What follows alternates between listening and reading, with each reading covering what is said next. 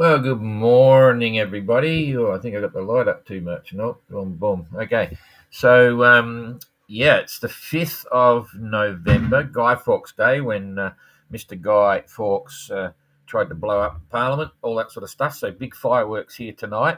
We're on the ferry tonight at 8 o'clock, and the fireworks start at 8 o'clock. So they're going to bombard the ship. Apparently, it's all happening in the harbour, so that's interesting. But we couldn't get a cabin with a window, so we got a cabin inside. In a box on the ferry. Anyway, we're out of here. And boy, there's a lot going on in sailing right now. A lot of conceptual stuff that's going nuts. And then we got our little minis out here, our little Alma Globe 580s pushing these currents, which is crazy.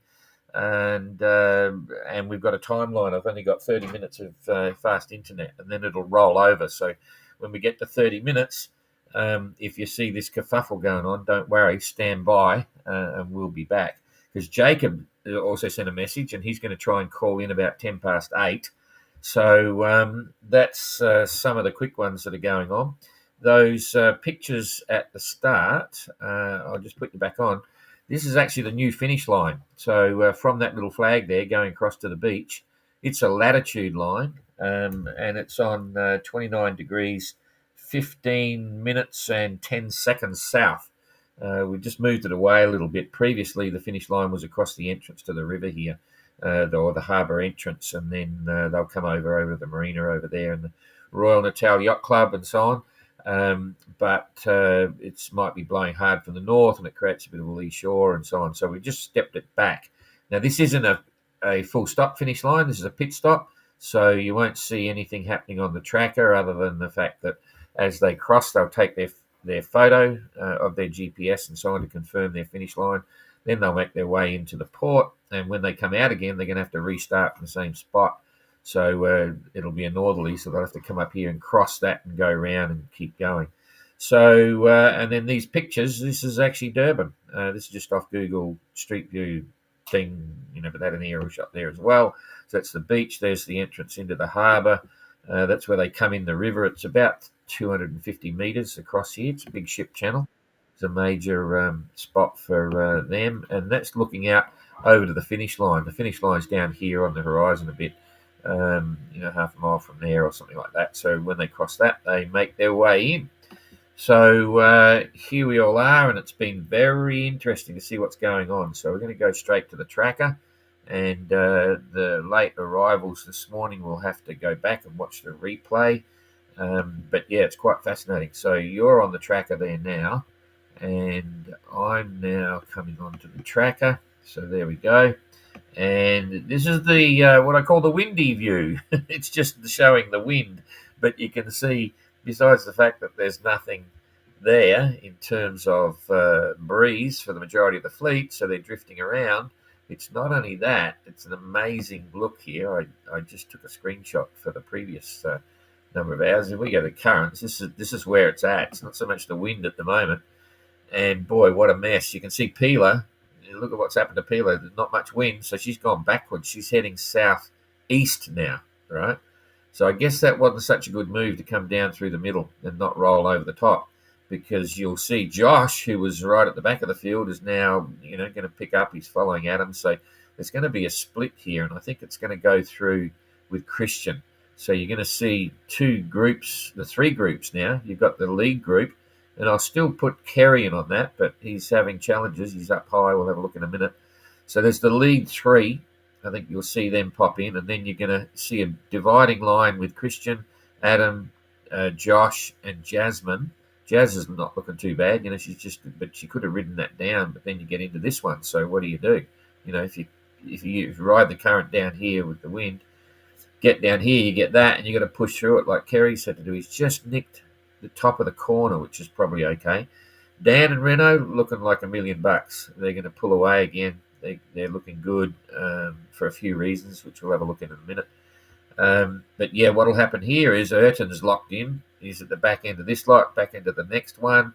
He's got to come right down here. There's not much wind. And yeah, Pila's now, she's going backwards, which means when she breaks out of that little extreme current, she's got to somehow try and turn around and catch up. Otherwise, she's not only going back on this one, she's going to get further back on that one.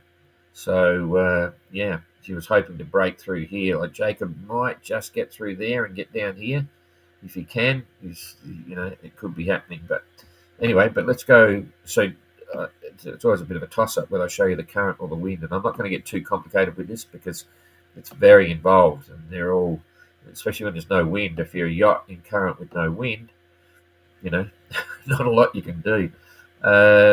Anyway, day 254, so I'll get that out of there.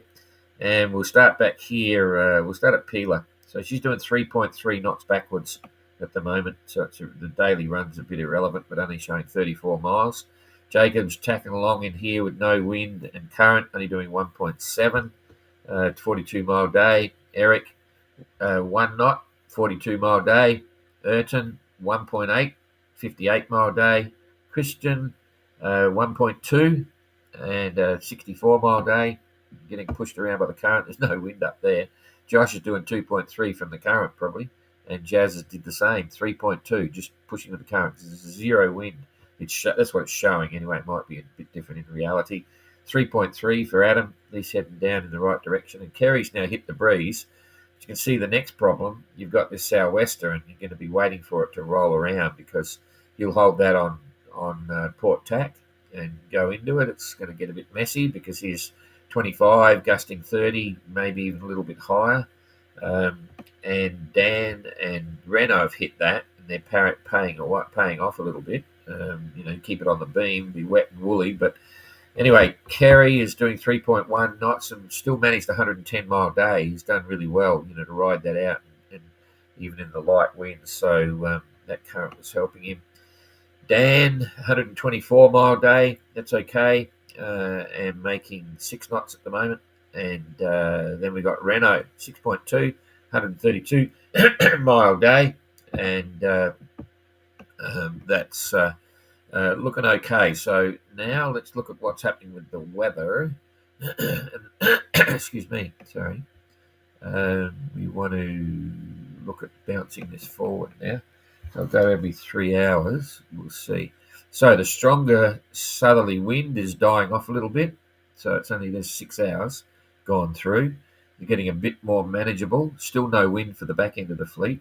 And I can drop this down a bit. So there's 9 hours. There's coming up to 12 hours. So nice sailing for Renault and Dan. And Kerry's not so bad. He'll be able to squeak down. As that's getting lighter, he'll be able to pull it further towards the bow of the boat and pinch down a little bit. And there's a little bit of breeze starting to flow to the back end of the fleet. So that current's going to dictate what happens to them up until about the next 12 hours. Then they're slowly going to get the breeze. It's a southerly. Now, this is I'm looking at both ends of the fleet here. I might have to talk about the back end first. Mixed bag. But, Eric and the back bits have got a following breeze. Pila's going to still be in the hole down there. So this is coming up literally to 24 hours. Before Pila gets anything, because she's going to go back, might be 24 hours yet before they get something to move on. All right. So that's going to delay their arrival, which has some other ramifications when it comes through. So anyway, that's on the 6th. So we're still coming up to day 2. There's still a good breeze for Renault and Dan to be able to manoeuvre, and then it comes through big time for the back of the fleet. So they'll start to move, but not until another 2 days. This is coming through on the 7th at 8 o'clock. So by day 2, they've started moving. There we go there. So, but then 2 days from now, I've got to do distances because you don't want to run out.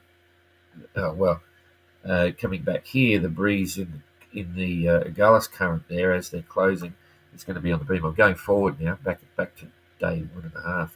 Anyway, Renault and Dan have got wind to sail, and there's not a huge headwind in the current, so it shouldn't be too bad. And Kerry, I'm now going back further away. Kerry's got breeze to come down. He's got a couple of days, but is it close enough to get down there in a couple of days? This is the next challenge. So I've got to come up here. Down too far there. You want to see how far away Kerry is. From here to there is 180 miles. Yeah, you should be able to do that in 2 days. And Dan and Renault, 130 miles, so they're going to be in there. They've got to do a wobbly course to get around the current. So let's just now go back to ground zero. That's the weather right now, and combine that with the currents. Okay, so current is favourable, obviously. The Renault and Dan are in a good position. With that southerly breeze coming, they might end up slipping a bit north, and then it's going to soften off a bit. They may be able to run down on that, but it's going to be very messy sea because it's going to be wind against this current. It gets quite challenging. It's very challenging. So D-Day is approaching. No idea. I've never done this bit here. And anyway, they've got options when they get up there. It says it's running slowly.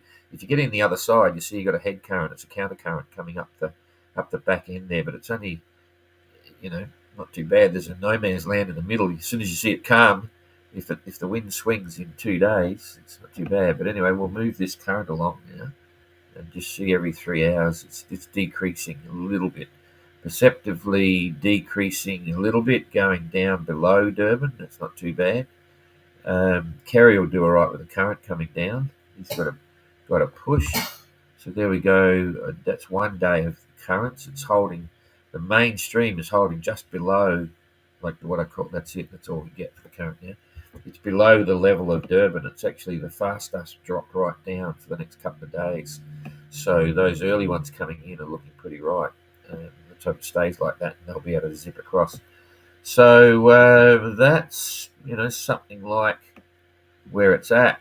And over this side of the world, jeepers. We'll get rid of this. Have another look at that one. You can see the challenges involved. Adam's about to pop out, but then where's he go? He's got not much wind, so he's just going to have to just wait. So the wind is they don't have the benefit of the flexibility of a favourable sailing wind for the next 24 hours, the guys at the back. The current's dictating what's happening. I think Josh and Adam, they're going to pretty much follow the route of Dan and Renault.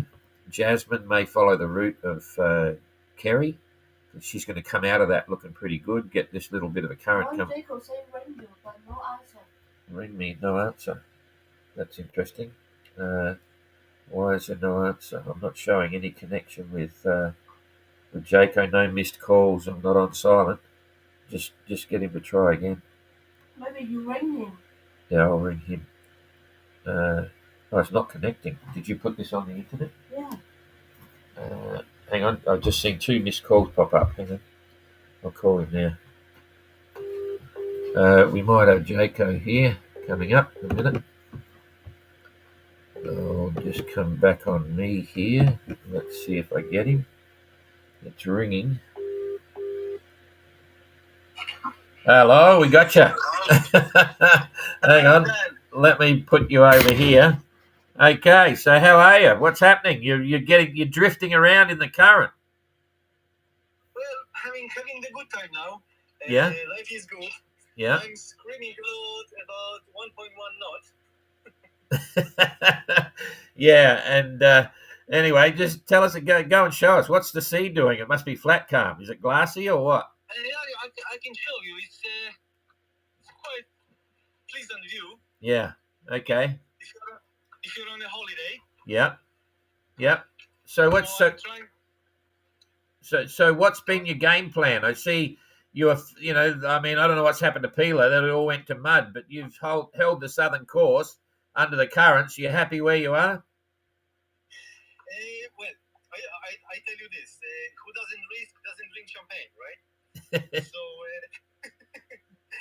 So the story was, it took me about 2 days to get over the heat and get back my sea legs and stuff. So once I got my rhythm with Bibi and the sea, then I was quite fast. So I went to the 3rd place. I was very happy, and I never expected that.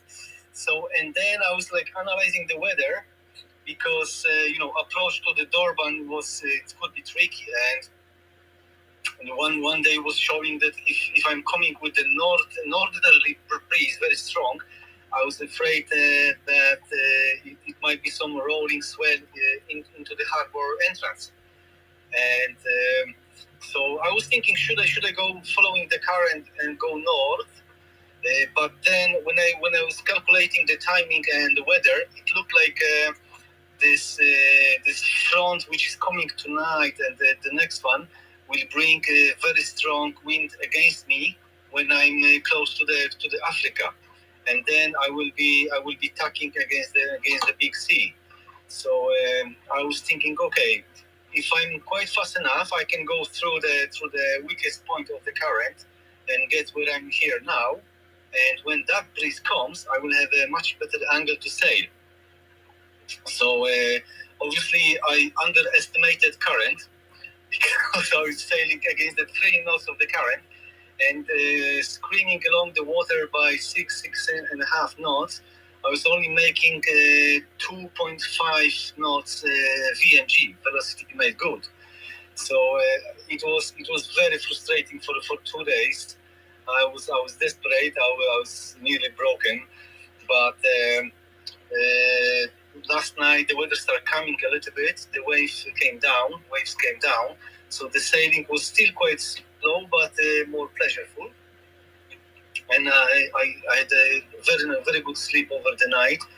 And now situation is, I know that if I go through the currents, which is about another 50 miles I have, and catch the fog, then I will be good again.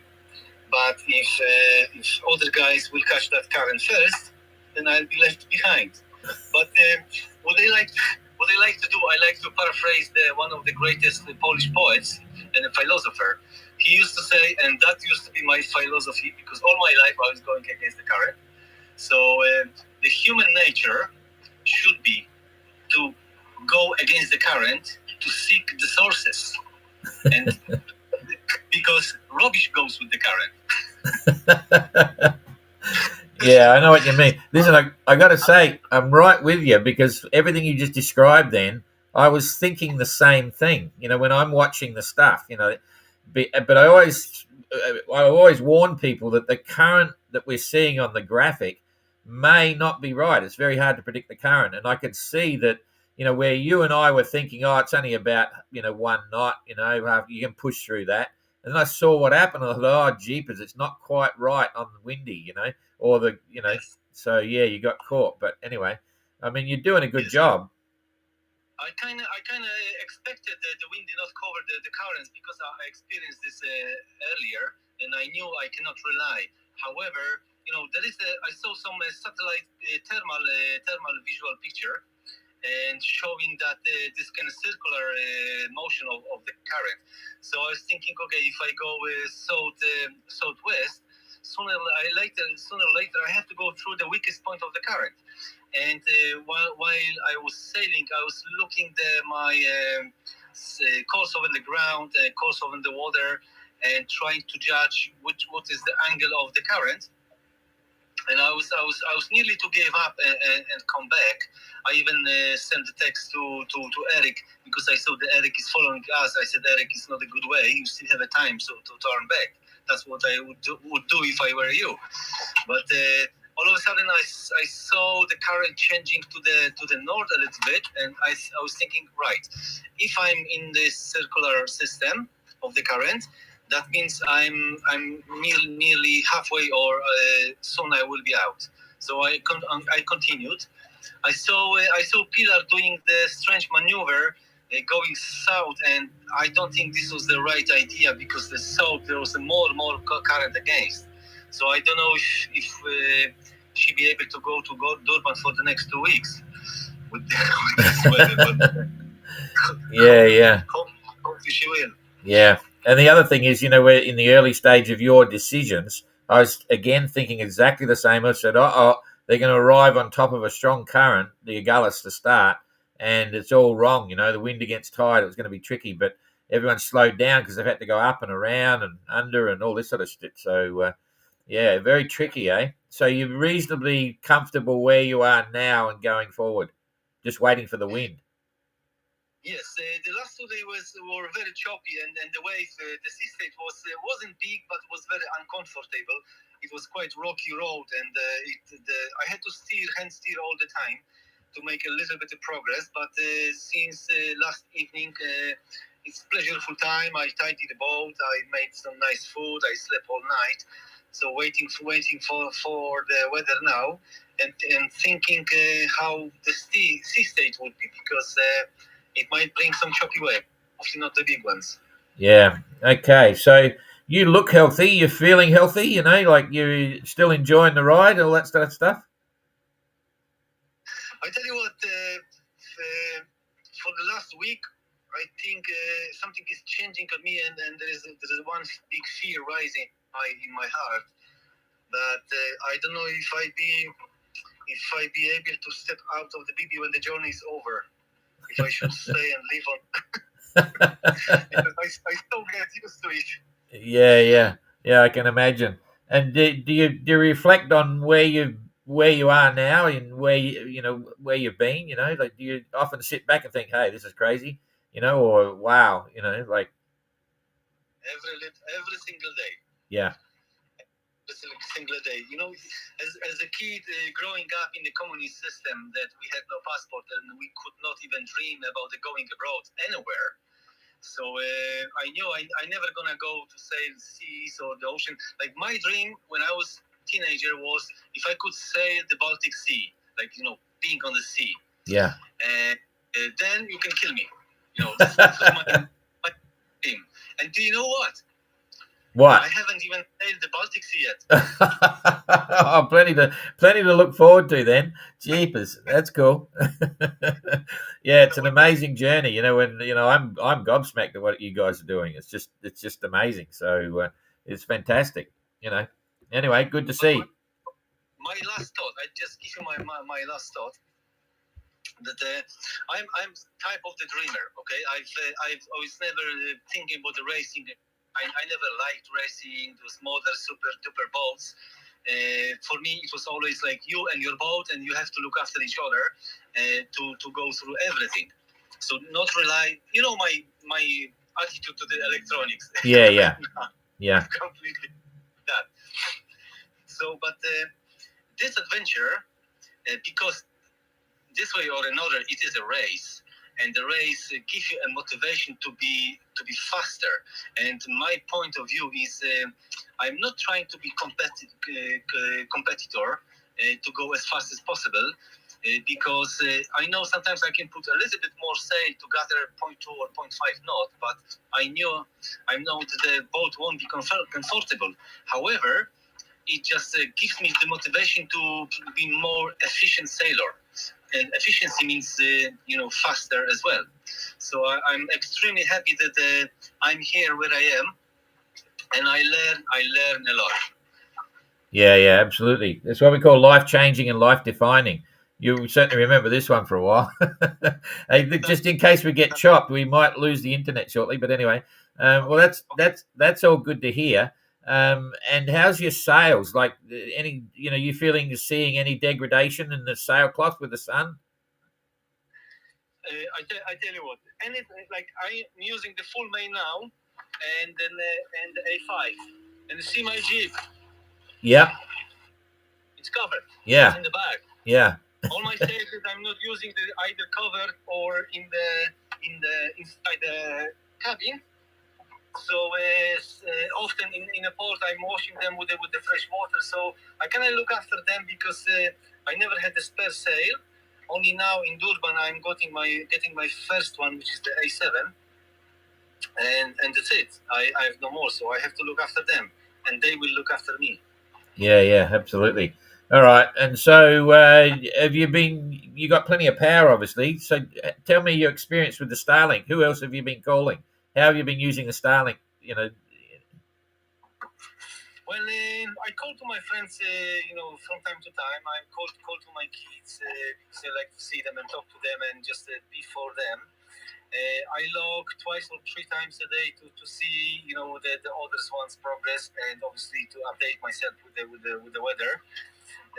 And that's it. I'm not sitting on the internet long. If I put this on, I have this for 20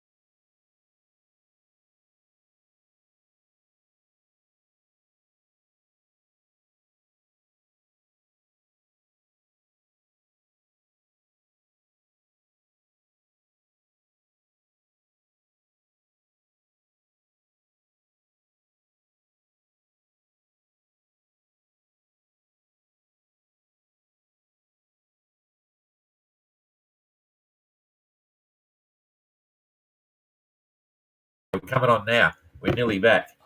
Stand by. We might still be running. Yes, it's still running. Okay, are we there? There it is. Okay, I think we're back. Yes, I'll assume we are. So, okay, it took a bit longer than we thought, everybody, for those that hung around. So Jacob's still here. Hang on. Jacob's still here. We were just talking electricity. I asked Jacob, so how's the electricity? He's got plenty. So just go through that again, Jacob. What do you got, and what are you doing with power? I have two 50-watt solar panels on the adjustable arms. So, and they are in a hard frame. Yeah. So they work very fine. Sometimes if there is 2-3 days of not much sun, I have another two in here, which I can put into the cockpit and connect them all together. So I never struggle with the power really, but I'm not using the internet much. I'm only logging 3 times a day, sometimes 4, to analyze the weather and see what the other fleet is doing and where they are. Sometimes I call my friends, I report to my manager, and that's it. Yeah, cool. I like to be on the scene. I like to listen silence. Yeah, and you've got AGM batteries, right, or gel batteries? No, I have a Lipo-Fe. It's like a newest version of lithium battery. Oh, you have got the lithium. Okay, so you're happy with all that? Oh yeah, perfectly, because they are very well installed and they are in a watertight compartment, tied together, and never had any problem. This is the Lipo-Fe, and as my friend explained me, those batteries they are not burning. Yeah. This is Litho 4. Yeah, I know the ones you mean. Yeah. That's interesting. Okay, and you got plenty of good food left to get into Durban, so life is okay. Yes, normally I took less food, less cans, and the fresh food for this time because I wanted to be lighter and faster. So I rely on my solid rations of the dry food, which I have them for about a month passage, and I'm fully covered for anything that happens. Yeah, cool. Okay, I just heard yesterday. Funny story. Kerry took like 220 freeze-dried meals on the boat. No more than that because he's got couple a day. He took it for the whole year. He took it all from the start. That was a secret that he had. Now the secret's out. But anyway, a part of the fun. All right, Jacob. Good to chat, eh? And good luck with the rest of the trip. And thanks for calling in. It's perfect. Everyone will love it. No worries. Thank you very much, and wish me best. And talk to you soon. Yeah. Okay, mate. Well, yeah, it's fun to watch. I tell you, it's very challenging. See you later. Okay. Bye. Okay. Good fun to chat to Jacob for sure. Sorry about the hiccup on the internet thing. That's just a bit of a nightmare local thing. But anyway, so I'll go through the. I think I've got a report. I need to check that now. Reports. I've